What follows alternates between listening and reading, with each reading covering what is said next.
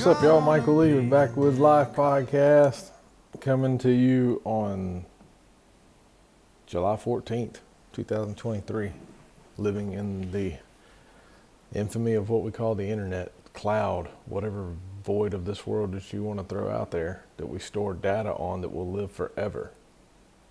Yeah, that's what I'm talking about. So it's Friday. Thank God for that. Been a fun, hot week this summer. And by the way, this kicks off season 6 of the Backwoods Life Podcast. Whatever that's worth. Been going on for years now. But we categorize these things in 13 episode seasons. I don't know why. It just sounded like the right thing to do. Scientifically and based on Google. That's what they said to do with your podcast. So, of course, we have to obey the laws of the internet and Google to get to where we are today. Thank y'all for joining here. That's enough technical talk. I'm torn on what I was going to talk about today a little bit. But I think something that will really help those of y'all that listen, I want to talk about mistakes made when you're in the outdoors. Or hunting specifically, because, you know, when you go fishing, you make mistakes. One may get off. You know, your hook may not have been sharp enough. You didn't hold your rod tip down so the fish doesn't jump. Or offshore fishing, you put too much slack in the line using a circle hook. I don't know. There's a bunch of different stuff in fishing, but usually in fishing, unless it's the fish of a lifetime, which we all, think everyone that gets off is, you're going to catch another one, probably the same day. And if you're in a good spot, you can probably catch another big one. Hopefully, maybe. But in hunting, we put so much time, preparation. Not that we don't do that in like fishing world, but in the hunting world, like it all comes down to one moment, maybe per season. Maybe, as much as I hate to say it, some of us maybe one time in our life at that big deer or elk or antelope or mule deer or turkey, whatever the case may be. I mean, I can sit here and talk for probably an hour or two or three or four on mistakes made. That's pretty much how I learned how to turkey hunt, was by making mistakes. My Uncle David David Dollar, great man, took me hunting the first time for turkey hunting. And we heard a few birds gobble. I saw one gobble in the distance in this bottom with a hen full strut. And then we called a couple hens in right to my boots. I mean, I thought that was the coolest thing. Didn't kill a bird. I didn't kill a turkey several seasons when I first started. We just didn't have a lot of birds. Sorry, I'm drinking coffee while I talk.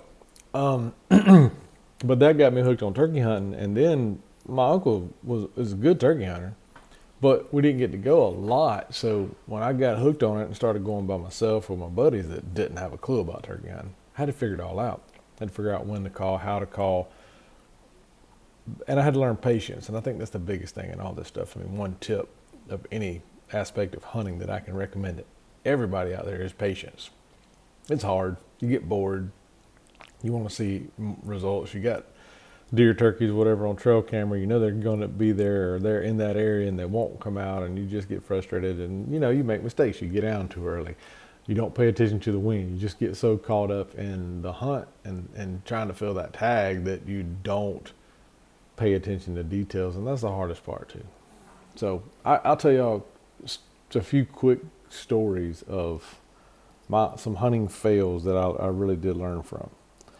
I'll start with turkey hunting. So one of the first things that I learned about, especially turkey hunting in Georgia now, turkey hunting in Georgia and turkey hunting in the rest of this country is subjectively different.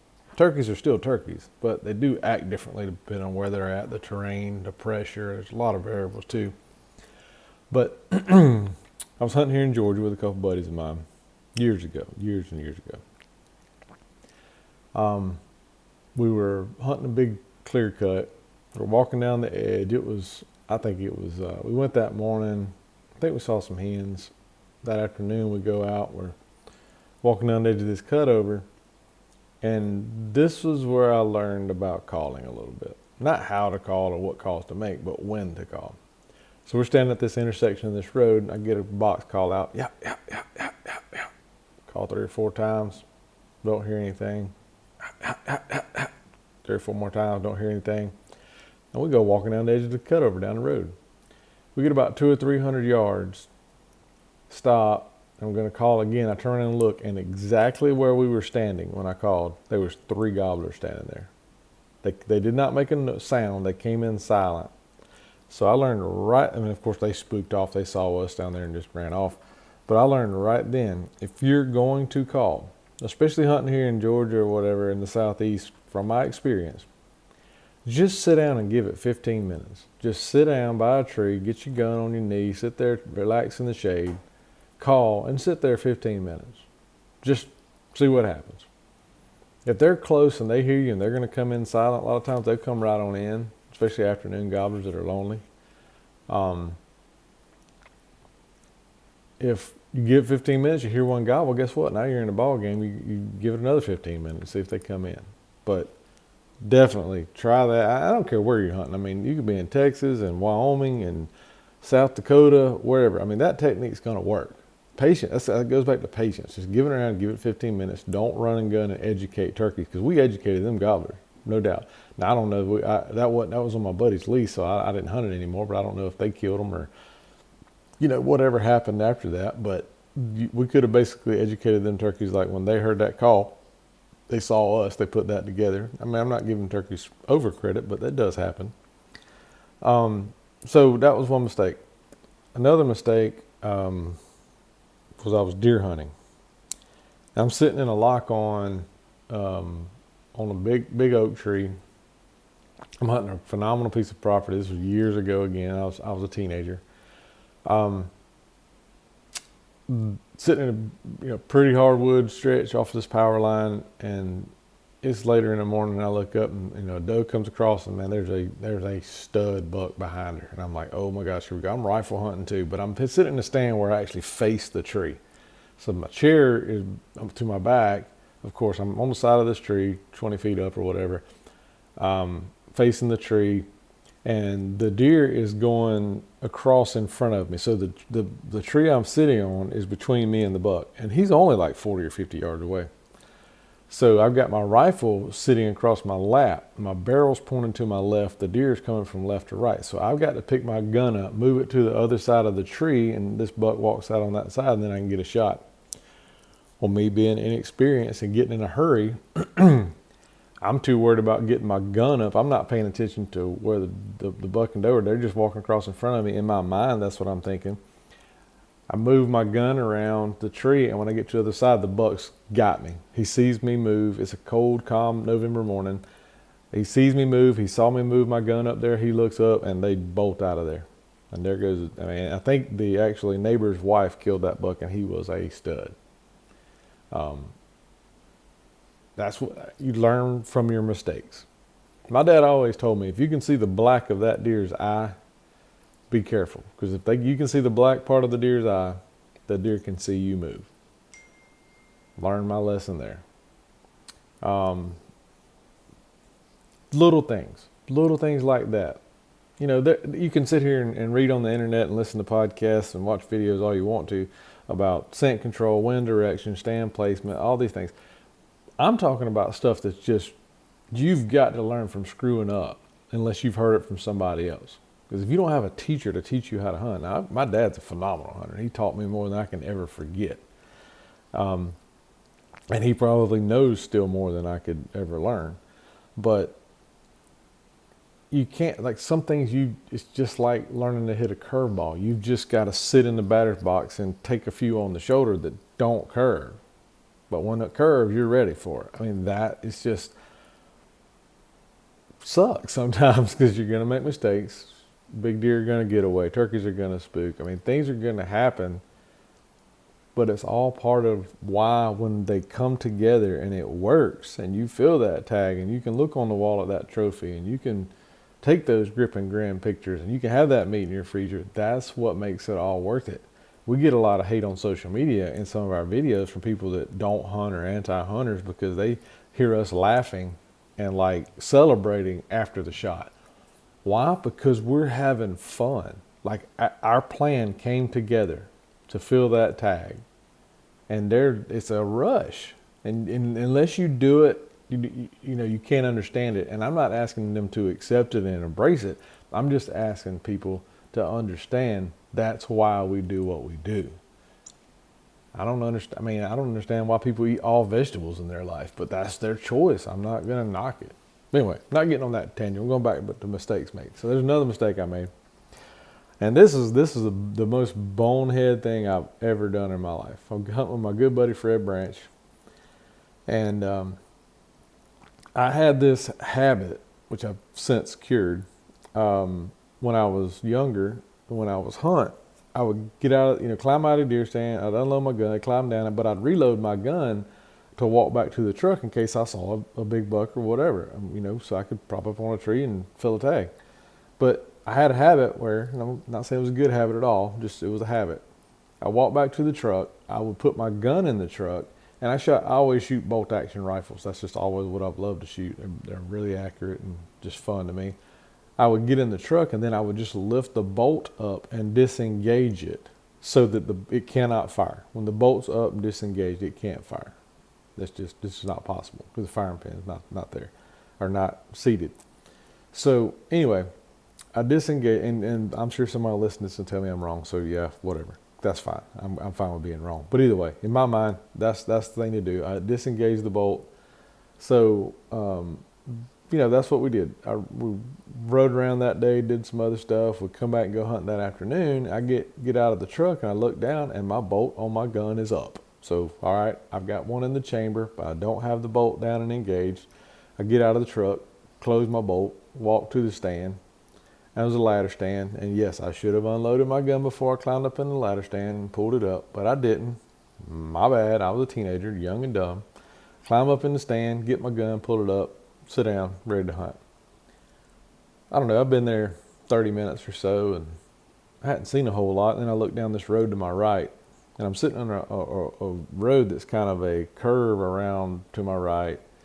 And there's a food plot in front of me and a little patch of pines out there and some hardwoods. It's a beautiful spot. But I look down the road and I see something walking through the woods. And my first thought is, holy crap, somebody's on a horse. That's how big this deer was.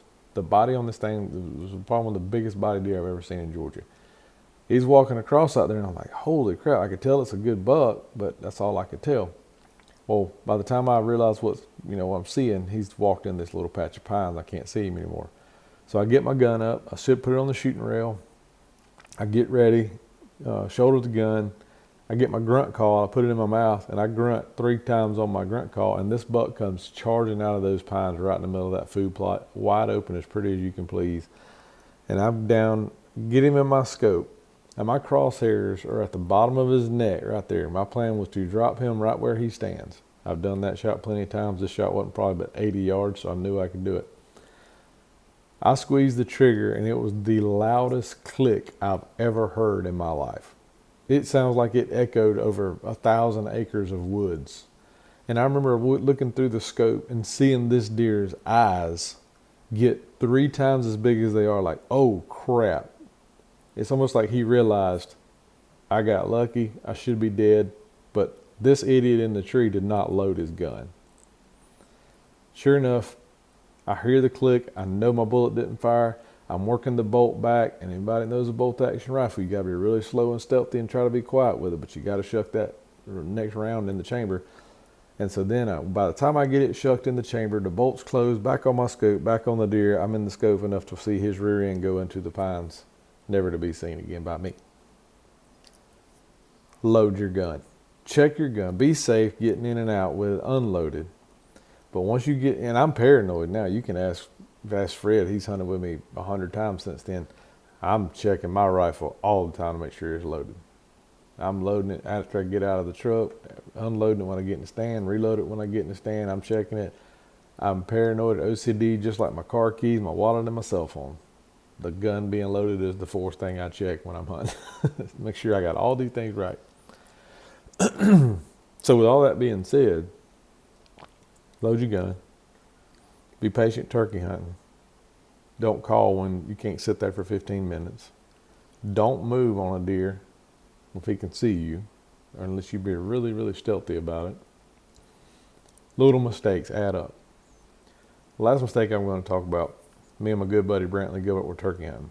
Now, I love Brantley to death. He is one of my best friends in this world, like a brother.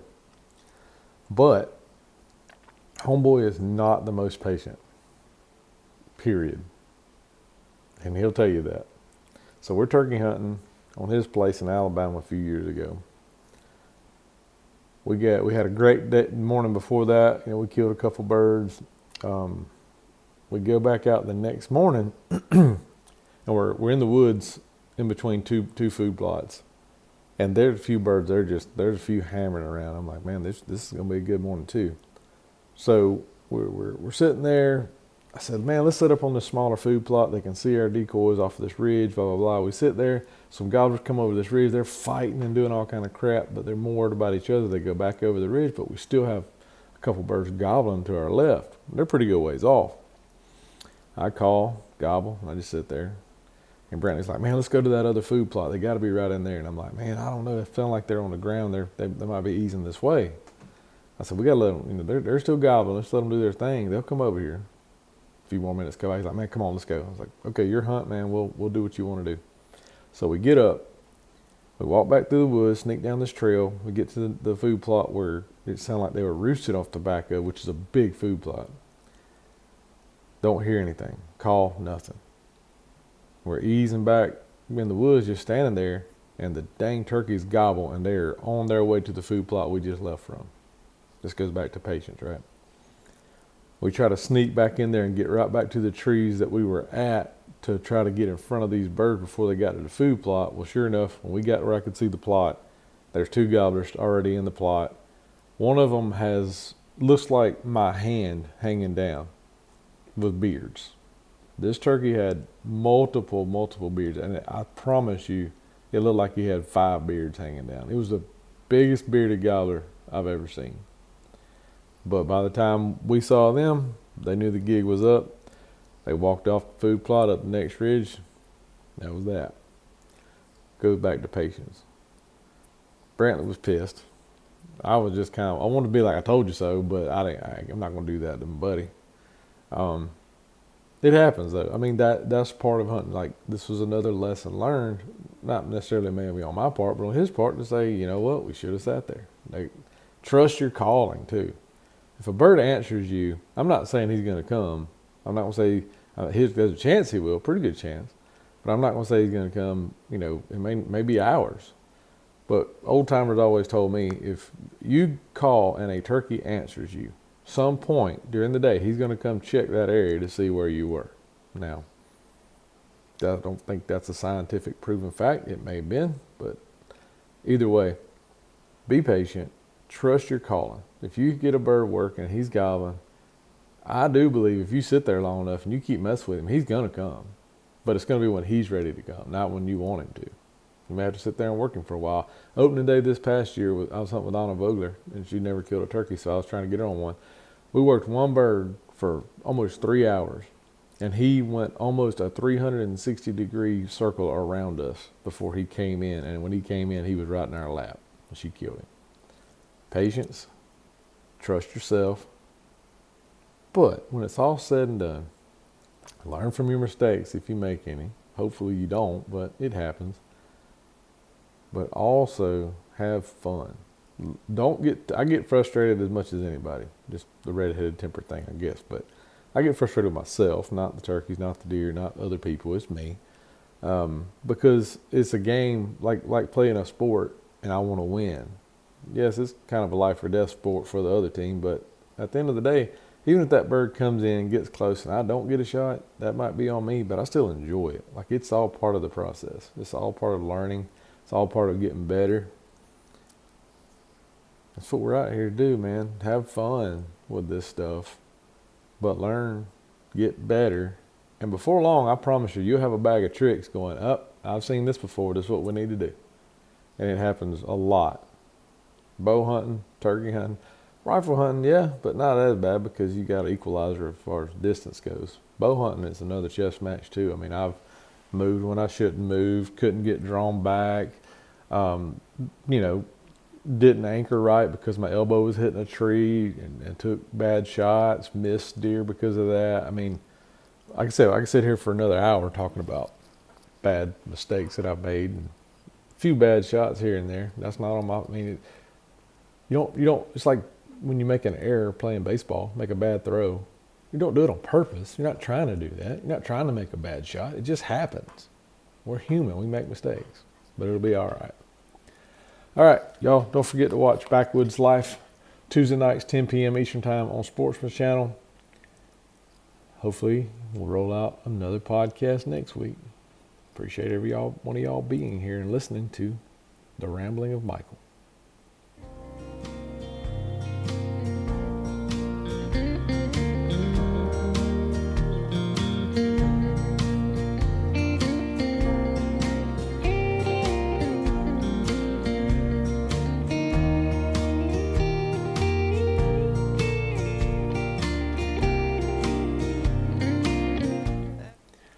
Hey y'all, it's Michael. Thanks for listening. I appreciate each and every one of you. I can't believe this is the first episode of season 6 in the tank. Been around for a minute. Thank all of y'all. Hopefully you'll listen next time.